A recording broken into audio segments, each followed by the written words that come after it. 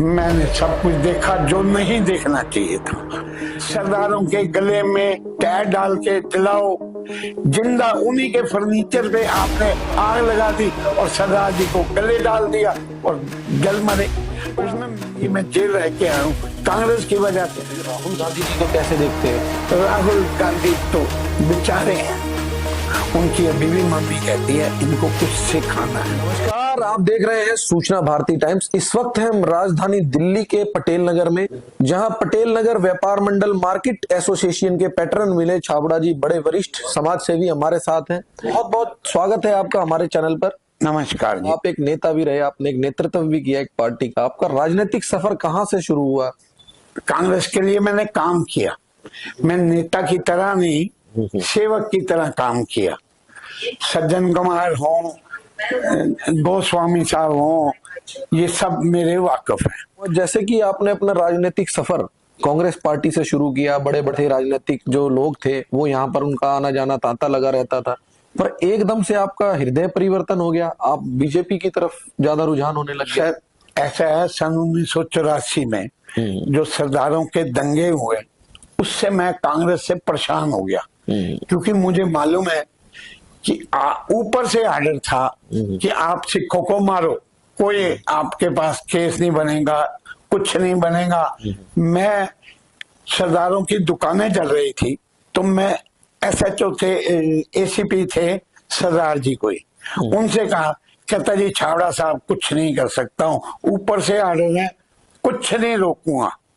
ऊपर से आया क्या करूं? मैंने कहा आप भी सरदार हैं और सरदारों को मारा जा रहा है, जलाया जा रहा है। तब भी उन्होंने कहा मेरे हाथ बंधे हुए हैं। उसके बाद मेरा कांग्रेस से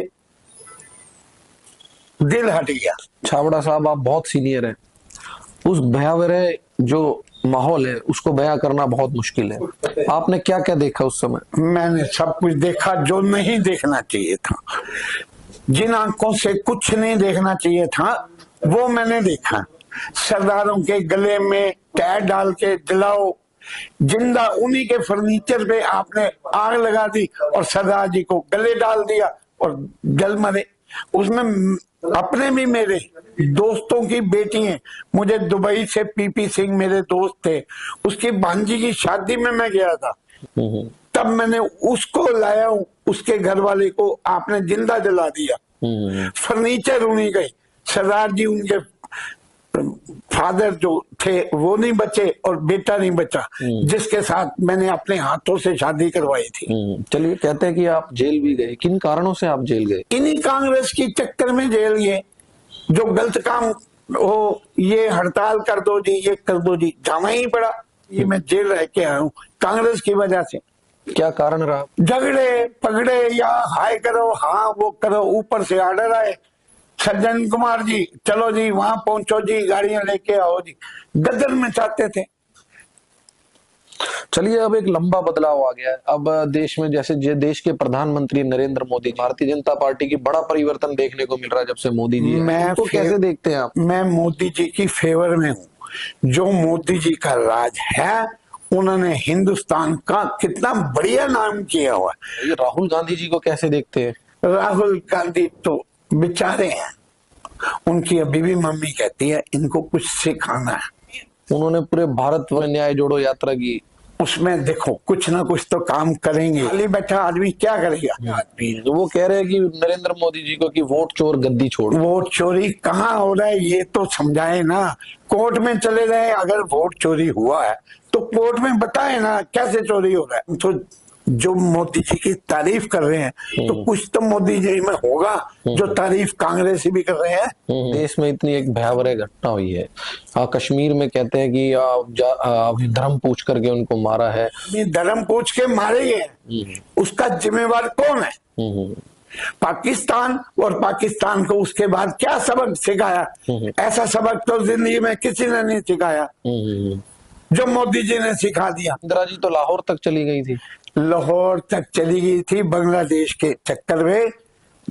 लाहौर तक तो शास्त्री जी गए थे, वो कहां से लाहौर तक गई थी? बांग्लादेश आजाद करवाया, 93,000 सैनिक उनके सिलेंडर करवा दिया, उसके बाद वापस करवा दिया। कांग्रेस के कार्यों को कैसे देखते हैं? 70 साल राज किया उन्होंने देश में, इसरो का उन्होंने इसरो बनाया और उन्होंने एम्स बनाए, उन्होंने यूनिवर्सिटी बनाई, उनको क्या? अरे ये 70 सालों में कुछ तो बनाया, जहाँ 4 थे वहां मोदी ने 18 कर दिए, एयरपोर्ट इतने थे वहां कर दिए। 70 सालों में जो काम इन्होंने नहीं किया कांग्रेस ने, वो तो मोदी जी ने 11 साल में करके दिखा दिया, लोगों को नजर भी आ रहा है। आर्टिकल 370 हट गया। अब आपको क्या लगता है पीओके भारत ले लेगा?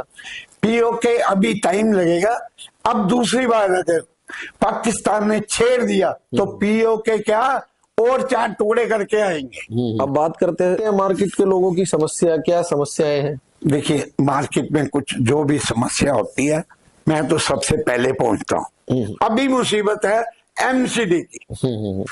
से खाने का मतलब है एमसीडी को पैसे चाहिए। जो दुकानदार जाता है वो कहता है कुछ दे जा, तेरी सील हट जाएगी। क्या आपने शिकायत यहाँ के जो निगम पार्षद या सबसे विधायक की है सबसे भाई की? साहब, किस में एमपी है अपना बीजेपी की, उनसे कह दिया, यहाँ आपकी वो एमएलए है, उनसे कह दिया, कोई कुछ नहीं कर रहा, परेशानी देते हैं, वो खा के पैसे चले जाते हैं। व्यापारी भी है कि भाई मेरी दुकान सील ना हो, 5-7 लाख रुपए दे के छुट्टी करवा देते हैं, और कुछ नहीं है। बहुत बड़ा आरोप लगा रहे हैं आप एमसीडी। बिल्कुल सही लगा रहा हूँ। बताइए, अभी आएंगे और हफ्ता 10 दिन का टाइम दिया उन्होंने, तब भी आप छोड़ डालना हुआ था, हाय तौबा करके बचाया था।